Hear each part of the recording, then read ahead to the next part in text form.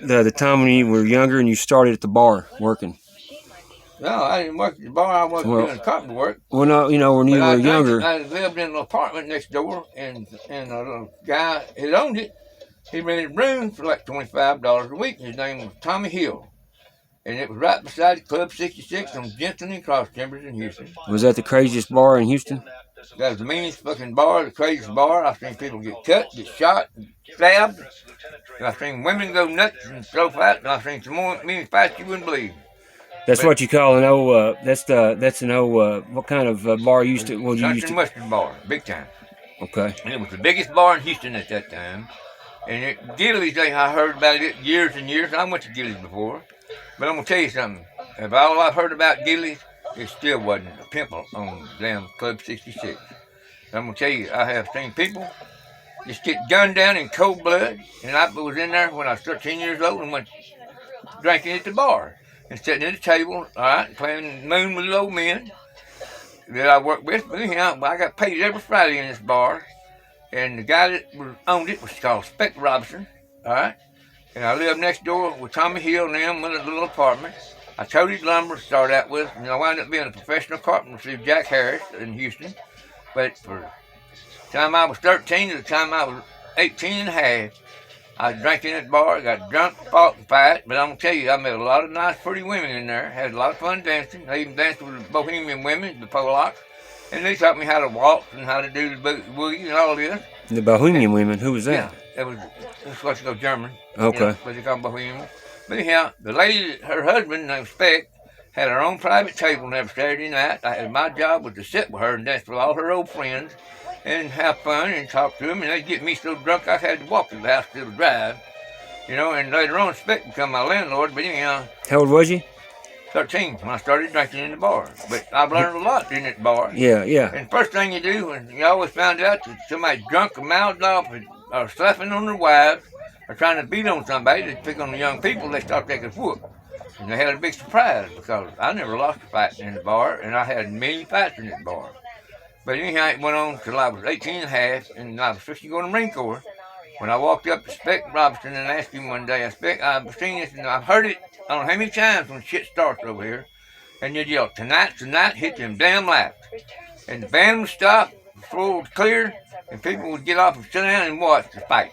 And I'd knock this sumbitch from where I was at out on the dance floor and mop the floor with him, and directly Spec would say, knock out the lights, tonight's not tonight.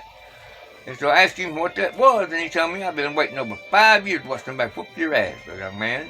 He said it started out, you whoop people around here, it was local, you whoop the guys you worked with, and you whoop some of the meanest, baddest some bitches that have been in my bar, but next thing you know, people spread across Houston. Channelview, South Houston, and North Side was basically, they left you alone, but all these other places, they started coming from all over Houston trying you. And you mopped the floor with every one of them. And next thing you know, you had people out coming around here, out of Louisiana and Mississippi, they heard about you, and they come try to get your legend of the gunfighter, and they're going to come whoop your ass, and I didn't lose one of them fights. And I couldn't realize until I sat down and with a yellow piece of paper writing people's names down that I actually knew. I had whooped 121 people. I'm sorry, 151 people I knew by name. All right, and that included the people in the bar. But I had, it wasn't nothing during the week or during the weekend to have 3-4 fights a night. But the first thing you do when you're drinking a bar like that is look across the floor and see how many damn people he's got with him, because it may be 1 to 10, and you ain't got nobody with you or ain't got no friends in it, you're going to have to fight every damn one of them, and you're going to fight 10 of them so you're going to whoop your ass before it's over. But even that, I fought 4 or 5 at a time. I never lost one fight I was in. And I could hit a man hard enough, because, blood flew like you cut him with a knife, and I never let up. I told people that the only reason that I let them go is because somebody dragged me off of them, but in my life I learned to tell them there's only 2 reasons to touch me, and that's either fuck me or kill me. And when you touch me, I'm out to kill your ass. I'm not out to have no fight, to bruise you up or whatever. I'm out to do you in. That's the way I live my life. And I started, in that time I went to the Marine Corps.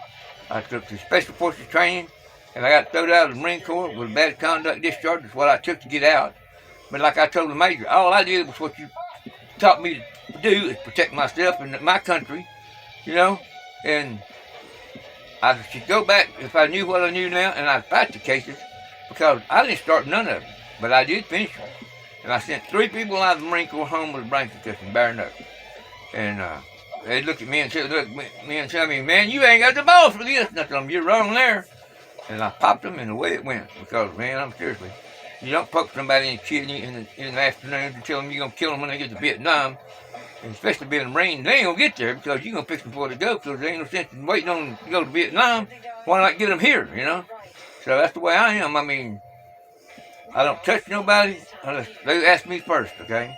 And I don't go with no gay guys. I mean, I freaked out and I had to move to Arizona.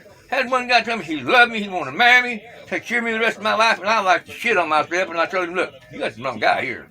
And I was married for 40 years to the same woman, raised 5 kids. And, you know, I never had no idea to just date no man, and I don't want to date no man.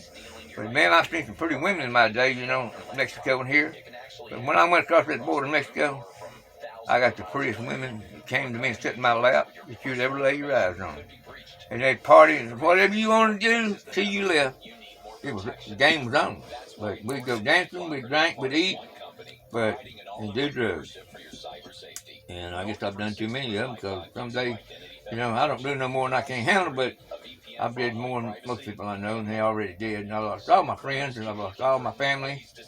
And my kids abandoned me, and I wound up in a jailhouse temporarily. But I'm going to tell you, you can't be too careful in this world no more. Even your own damn kids have you set up by the law just so they can get what you got in your house. And it's terrible. I mean, there is no respect among people nowhere no more. No honor among the thieves, buddy. Huh? No honor among thieves, they say. Yeah, it's not. There used to be. I mean, you broke your honor just like in Sicilia, the mafia. I mean, when they turned in John Gotti, they went to shit, okay, because they lost their honor amongst each other, and they respected one another like the Godfather. But now, I mean, nothing means nothing no more. I mean, it's who you sell out to the law to get money, and then they protect you and give you a check minimum because you're a protective service. And sooner or later, I don't matter. Somebody's going to X your ass. I mean, you'll have blood in your butt before it's over. That's right, brother.